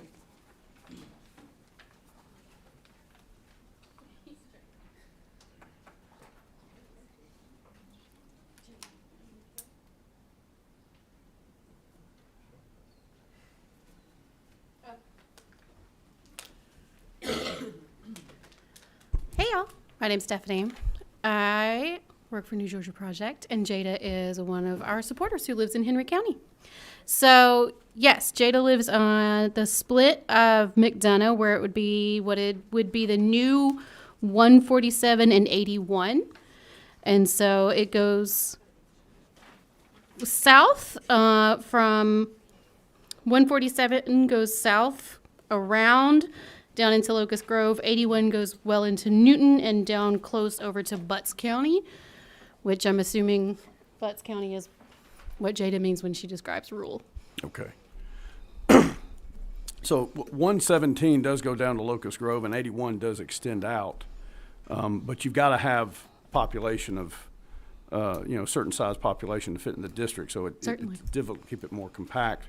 I would just say our thought was splitting McDonough gives you three representatives you can talk to when you need something done, which is kind of a nicer, dense weight there. Oh, well, I don't want to speak for Jada, but I think her point, and a point I would agree with, is when you split a community that has to speak to multiple representatives, that means that you're not being able to have an organized equal front.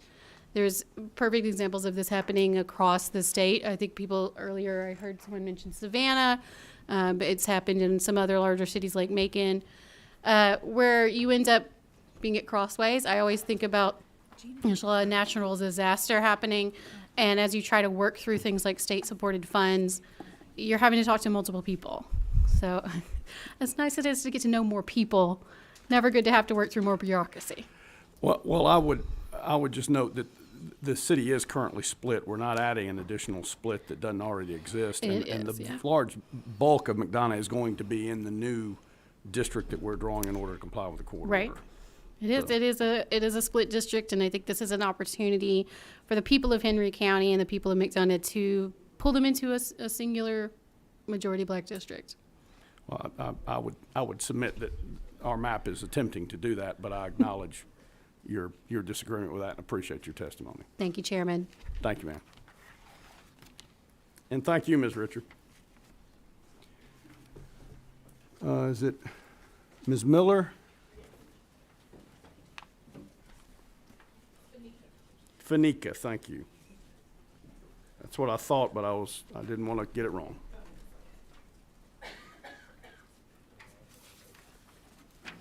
Good afternoon. Thank you all for the opportunity. My name is Fanica Miller. I'm the Deputy National Field Director with Black Voters Matter, and I'm a resident of Houston County.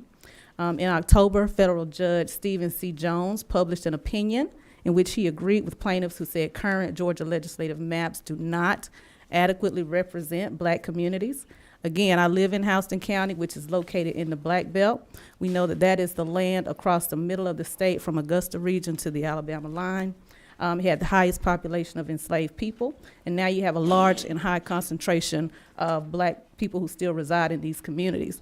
And again, this includes Macon and Warner Robins. And this is important, and I continue to lift it up because according to Judge Jones's order, there's an opportunity for 2 additional black districts located in the Middle Georgia and Central Georgia region. Based on 2020 census counts, the number of black Georgians has grown by about 484,000 people. Since 2010, 33% of the state now identifies as black. And the number of white Georgians has actually dropped by 52,000 over the last decade. Well, Houston County is the fastest growing county in the Middle Georgia region, and we have the population for 3 state house seats, with 1 being majority black, just like we did before 2010, and for those districts to be drawn in a manner that keeps our county whole. I lift that up because redistricting should be about keeping communities of interest together and drawn in a manner that places the power to choose representatives that will best advocate for our interests, our issues, and best represent our communities and districts with the ability to be present, as Stephanie mentioned before, for the people that they serve. Now I've looked at both proposals, again with a laser focus on the Black Belt counties. The House Dem Caucus map gets us closer to complying with the judge's order. However, not sure if anyone believes that those will be passed. even though they're trying to help you by presenting a better version, albeit with only 4 of the 5 suggested new black districts. It's unlikely to pass. And that unnecessarily increases the likelihood that a special master will draw Georgia's maps. I urge this committee to go back to the drawing board to fairly draw all 5 majority black districts and comply with the judge's orders, and also to give another look to the illustrative maps. Thank you. Thank you so much. David Garcia.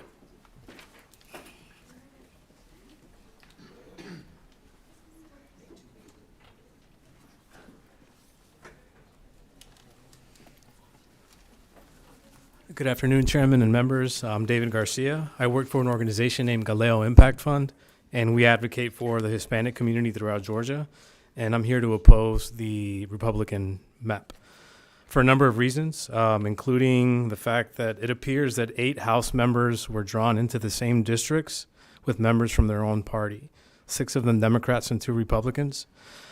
It appears that members of color were targeted in the new map, including Representative Sam Park, who was paired with another Democratic incumbent.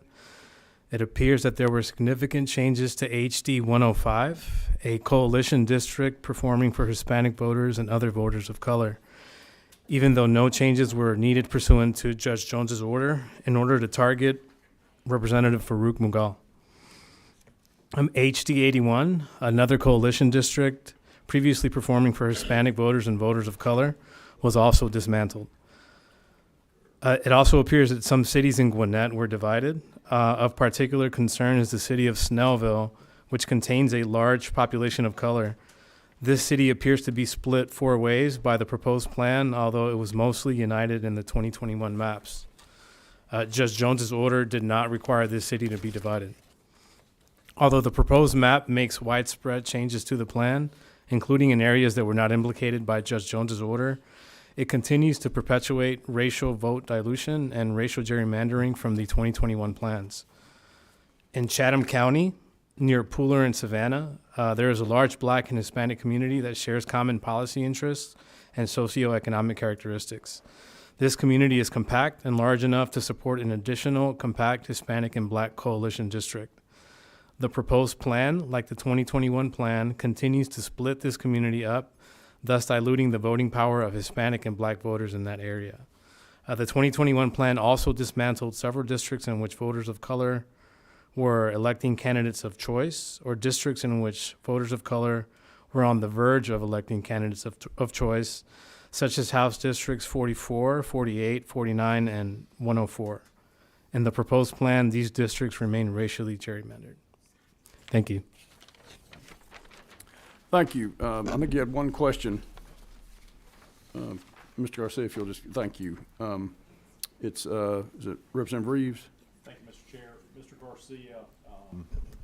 Mr. Garcia, you mentioned that the Republican plan, which is H123, had 8 pairings of incumbents together, or 4 pairings, 8 total affected. The Democrat plan, H143, which I got today, how many incumbents does it pair together? I can't recall.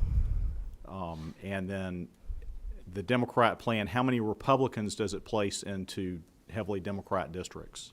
I can't recall the specific details. How long have you had the Democrat plan? I looked at it for the Democrat plan today. Yes. When did you get it? Earlier today. Earlier today. Okay. Thank you. Thank you. Thank you, sir. See, did I call? I don't call her yet. Jewel Howard.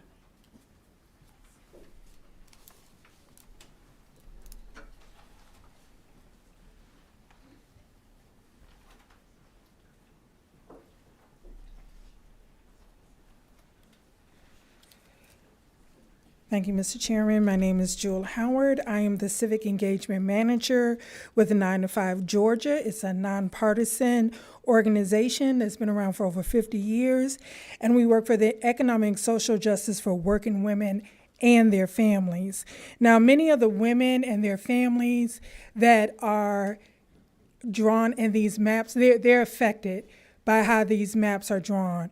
And I want to just petition to the committee to look at these new maps, to consider all of the suggestions that have been made so that no voter is disenfranchised. Every voter has the right to be able to pick their own representative, that all of their, every vote should be able to count, and it should matter in terms of how they are able to pick those representatives to represent them, their families within that community. And I also ask that you just really take note and account to all of the public testimony that has been given today. This is not about, just getting so many new counties for Black folks. This is about the citizens of Georgia. This is about our state, and this is about our democracy. And so I just want to take this time to present that to you all, and thank you for your time, and thank you for listening. Thank you so much for your testimony, Ms. Howard. Is it Luis Zaldivar?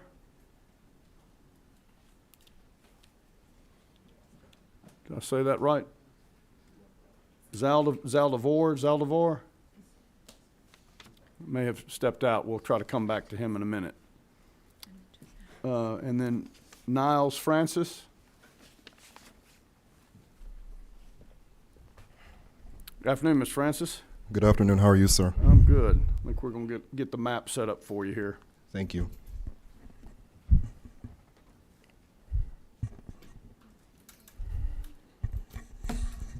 Gonna have to play around with the microphone here, am I? Yes, right.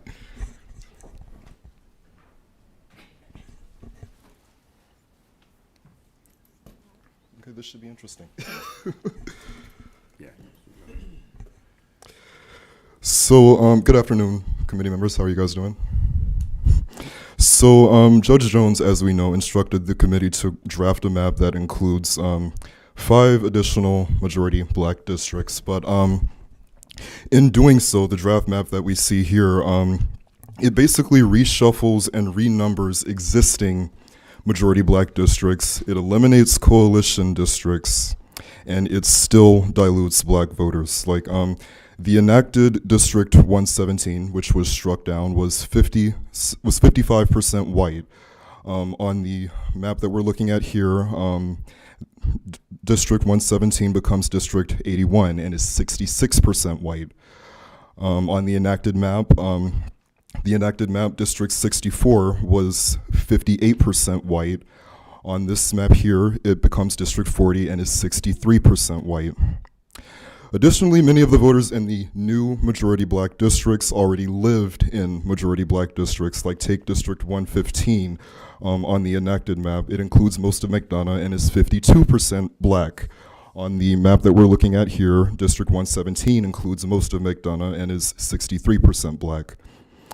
The enacted District 78 includes most of South Clayton County on the enacted map and is 72% Black. On the map that we're looking at here, District 78 essentially becomes District 74 and is 66% Black. So I would just implore all of you to actually comply with Judge Jones's order and create new majority Black districts without having to continue to further dilute Black voters to do so. And I just want to remind everyone that we've all been talking a lot about a special master today. Judge Jones does not need to appoint a special master. He has already pointed to several maps in his ruling that he could easily say, by order of this court, the state of Georgia is instructed to adopt the Cooper map or the Essenstein map or whichever of the remedial maps he has pointed to in his ruling. So I know no member of this committee wants to go back to court, so I would just implore you all to redraw these maps in a way that complies with the judge's order. Thank you. Thank you, sir. And I agree with you. Judge Jones had it within his power to redraw the maps himself, but he did not, which we greatly appreciate that he's given us a shot at it. So that's a very good point to make. All right, do we have any other? All right, we don't have anyone else signed up. Is there anyone else who wishes to speak to either of these maps? Why don't you come on up, ma'am, if you'll just give us your name. We'll get you to sign the sign-up sheet in a little bit before we leave. Hello, everyone, esteemed honorables. I am Elena Sanders. I am a resident of Georgia, but I also come before you as an elected official. I'm a county commissioner in Newton County. And to sit here and to hear the residents speak on the delusion of the black vote, and to hear some of the responses of some of you I look up to. I come to the state capitol looking for officials and those who are on another level to be respectful to the residents. I was disheartened by some of the conversations and some of the responses that I received. I am a public servant before I'm a politician. And those who are serving in the capacity of the elected officials should respect the taxpayers, because if it wasn't for the taxpayers, we wouldn't be here. You would be sitting in these seats. So we should be respectful. It's great to ask questions and to be able to get your answers, but to be disrespectful is not warranted. So I had to say that because sitting here, I was very disheartening of how people are responding to those who are concerned about their livelihood, concerned about their vote, that their ancestors fought for us to be able to have that right. And so you should be able to sit here and listen with respect. Ask your questions with respect. It doesn't take that much. If I would have did what some of you all did, I would be called the angry black woman.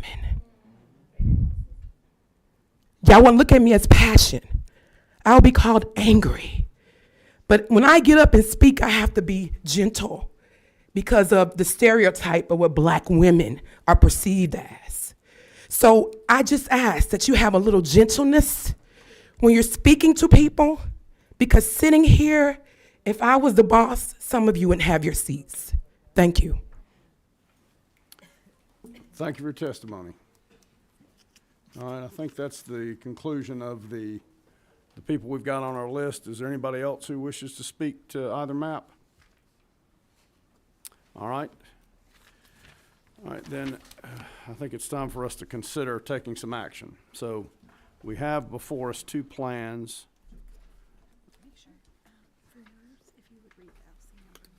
Okay. Yeah, let's do the at least the LC number. House Bill 1EX, which would adopt the plan that I described yesterday, is LC 472575. And so that's the only bill that's been assigned to the committee at this point.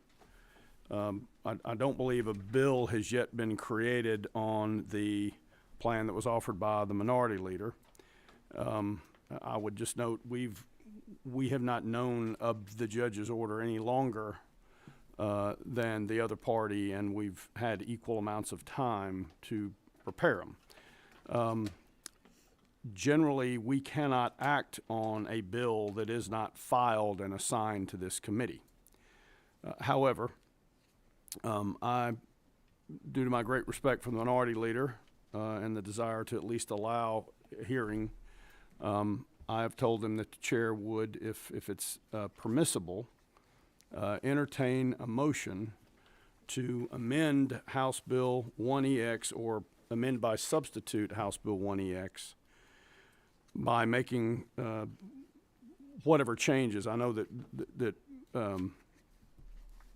one change would be to replace the description of the districts that's done by precinct and census tract with a description which I think does currently exist, it's just not before this committee, that would basically adopt the map that was offered by Leader Beverly, which is client number H143, Plan GHDC House Plan 2023. I don't know if additional changes are desired to House Bill 1EX, but the chair would entertain at this time a motion to make that to move do pass by that substitute. Well, we would need to make a motion to do pass on HB1EX. Thank you, Molly. Reminded me. First of all, we got to get a bill before the committee. So let me go ahead and call for a motion on House Bill 1EX itself. All right, I've got a motion to pass 1EX. Do I have a second? I have a second. All in favor signify by saying aye. All right. Hmm? Oh, I did. Okay, all right, wait a minute. The chair decides to rescind that vote. Now we would call for amendments. We've got a motion and a second. Now we call for amendments first. All right. So why don't we have some discussion, and then we'll allow amendments to that bill.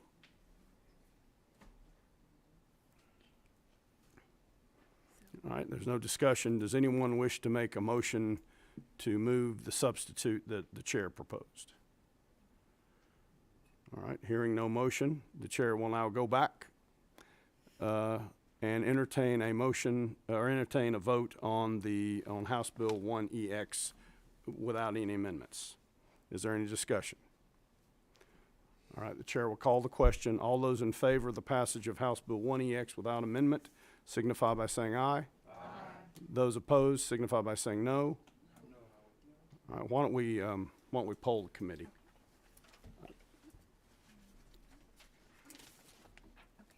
So if you want to read the names, I'll keep track of the vote. Okay. All right, so I'm going to go down the list here. Vice Chair Hong. Yes. Secretary Reeves. Yes. Representative Alexander. No. Representative Ballinger is absent. Chairman DeLoach. Yes.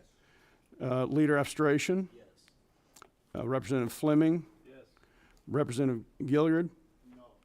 Representative Jackson. No. Pro Tem Jones. Yes. Representative Prince. No. I'm sorry, Chairman Prince. Chief Deputy Whip Scott. No. Chairman Smith. Yes. Smith. I'm sorry. Got two of them, don't we? Natural Resources Chairman Smith. Yes. Rules Chairman Smith. Yes. And Chairwoman Taylor. Yes. Yes. All right. What is our tally? 9-5. All right. The chair declares that the bill passes 9-5. All right. I believe that's all the business we have today. Is there anything else to come before the committee? Announce about the meeting. We will have a meeting tomorrow afternoon. I anticipate we'll be considering a Senate map, and it will be hearing only. It'll be the same place at 1 o'clock. Meeting is hereby adjourned. Thank you for your attendance.